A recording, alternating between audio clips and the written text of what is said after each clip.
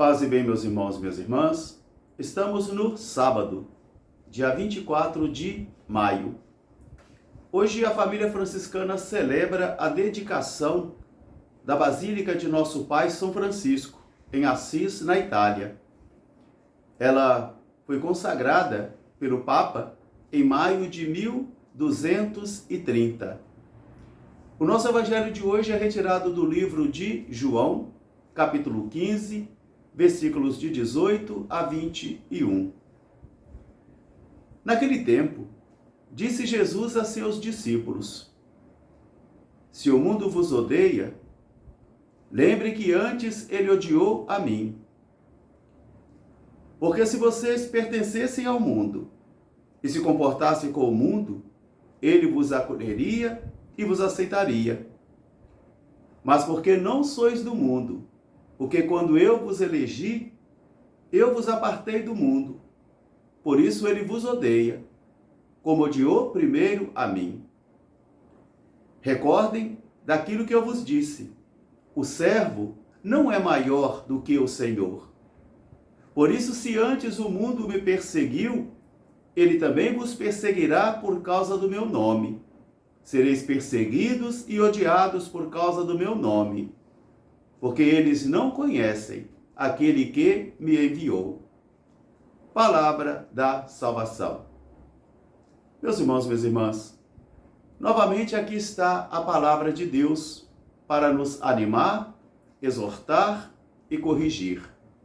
Aqui estão as finalidades da palavra de Deus: animar, exortar e corrigir.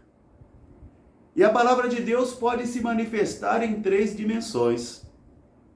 A palavra viva, que é aquela força de vida que ainda hoje congrega homens e mulheres em toda a extensão da terra, de homens e mulheres que o Senhor suscita, convoca, santifica, fortalece para uma missão específica. É essa força viva da palavra.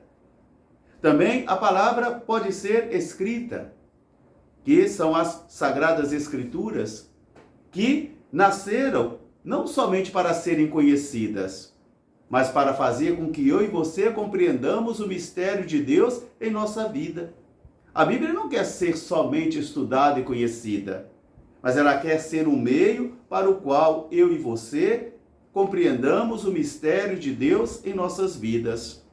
E também a palavra vivida, que é a vida de cada santo, de cada santa, que mergulhou nas Sagradas Escrituras e dali tirou para si um princípio, um valor máximo que perseguiu durante toda a sua existência. Por isso, os santos são a palavra vivida de Deus. Na primeira leitura ainda do livro dos Atos dos Apóstolos, nós vamos encontrar agora o apóstolo Paulo, cheio do Espírito Santo, convocando outros homens, outras mulheres, porque a igreja é uma assembleia de convocados. A igreja existe para convocar os homens e as mulheres para acolherem o plano de amor de Deus realizado em seu Filho Jesus, o Salvador. Por isso hoje Paulo conhece Timóteo e vai congregá-lo em seu ministério. E os dois vão começar então a evangelizar e já vão recebendo as dificuldades, os obstáculos que a palavra de Deus vai recebendo. A palavra de Deus sempre encontrou obstáculos. Os cristãos sempre encontraram obstáculos. Sempre encontraram caluniações, perseguições, mortes, de tal modo que se em algum século a igreja só vive aplaudida, alguma coisa está errada. É porque ela bebeu do fermento do mundo. É porque ela começou a se comportar com o mundo. E assim, nós podemos nos converter somente numa subcultura de uma cultura maior. E isso empobrece a igreja. Isso enfraquece o ministério. Isso desorienta os profetas. Quando a igreja é tão só o produto de uma cultura. Porque a igreja não deve se adaptar e adequar. É a palavra de Deus que deve iluminar as realidades. E aqui Paulo hoje, por exemplo, está tomando o dom do discernimento para ver como que a palavra de Deus suscitava a sua missão, suscitava o seu ministério. Se antes ele era contrário à circuncisão, hoje ele está permitindo a circuncisão de Timóteo, para que a palavra de Deus encontrasse um espaço dentre os judeus mais conservadores. Mas isso não significa que ele iria regressar com a necessidade, a urgência e a obrigatoriedade da circuncisão. Mas naquele momento específico ele precisou de um discernimento para que a palavra de Deus encontrasse o modo de ser propagada e os cristãos cresciam cada vez mais. O apóstolo encontra dificuldades, sofrimentos, perseguições, tanto dentro dos primeiros cristãos, como também dos judeus e dos pagãos. Mas isso não fora motivo para ele desanimar e ficar se lastimando, não. Ele percorria para anunciar a palavra. Quero ser livre para anunciar o evangelho. Impulsionado pela palavra de Deus e pelo Espírito, ele vai, mesmo suportando os sofrimentos por causa da palavra. Há muitos cristãos evangelizadores hoje que não querem sofrer por causa da palavra. Não querem receber as dificuldades por causa da palavra. E por causa disso, então, eles se adaptam ao espírito do mundo. E assim, a igreja fica invisível, insensível e incapaz de evangelizar. Porque ela se converte num subproduto de uma cultura. E não na força misteriosa do evangelho e da profecia. Assim nós podemos mergulhar então agora no espírito do evangelho, porque Jesus não mentiu para os seus discípulos. Jesus vai dizer, se vos perseguem, é porque antes perseguiram a mim. O servo não é maior do que o seu senhor. E se antes eles perseguiram a mim, eles também vão perseguir a vocês, porque vocês não são do mundo, não se comportam como o mundo. Nós somos terráqueos. Nós somos chamados a viver em espaços geográficos? Aí sim, mas agora ter os mesmos pensamentos e sentimentos do mundo, isso é impossível.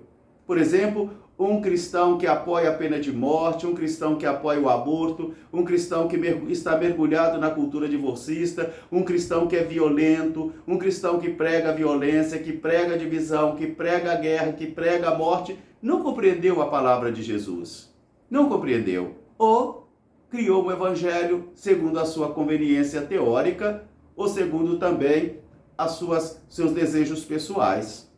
Por isso Jesus vai dizer, o mundo vos persegue porque não sois do mundo, porque não se comporta como o mundo, então por isso ele vos persegue. Não porque você fez coisa errada, cometeu um crime, não. Agora porque a sua vida é que vai questionar. E quantas vezes o bom exemplo de alguém, a retitude de vida de alguém questiona a mim e questiona você, principalmente quando nós estamos errados, principalmente quando nós estamos numa situação de pecado. A retitude de alguém, a vitalidade, a força moral de alguém questiona a mim e questiona você também. Porque assim acontece dentro da igreja, dentro das pastorais, dentro dos movimentos, dentro da vida consagrada, dentro do sacerdócio. Porque às vezes um profeta surge e questiona o nosso modo de viver e de pensar. E Jesus vai dizer então, eles guardarão a vossa palavra se vocês guardarem a minha. Quer dizer, primeiro sou eu. O testemunho é o melhor pregador que existe. Se vocês guardarem a minha palavra, eles também guardarão a sua palavra. Porque vocês não estarão anunciando valores do mundo, ideias, ideologias, não. Porque você estará anunciando a palavra de Deus e não suas ideias. Os pregadores temos que tomar esse cuidado para não pregarmos a nós mesmos. E muito tampouco pregar as nossas ideologias e ideias. É preciso pregar aquilo que o catecismo da igreja diz. É preciso pregar aquilo que a doutrina da igreja diz em comunhão com os nossos pastores. Nunca dividido. Eu prefiro errar com a igreja do que acertar sozinho. Então, hoje a palavra de Deus, Jesus vai nos recordar, recorde do que eu digo a vocês. Recorde, o servo não é maior do que o seu senhor. Se eles perseguiram a mim, consequentemente, eles também vão perseguir a vocês.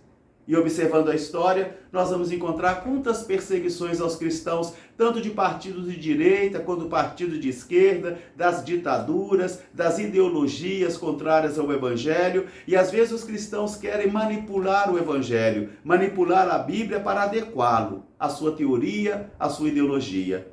Que Deus nos livre desse mal. E eles farão isso porque eles não conhecem aquele que me enviou. Um grande fraterno abraço para todos, paz e bem. Até amanhã, se Deus quiser. Seráfico Pai São Francisco, rogai por nós. Paz e bem.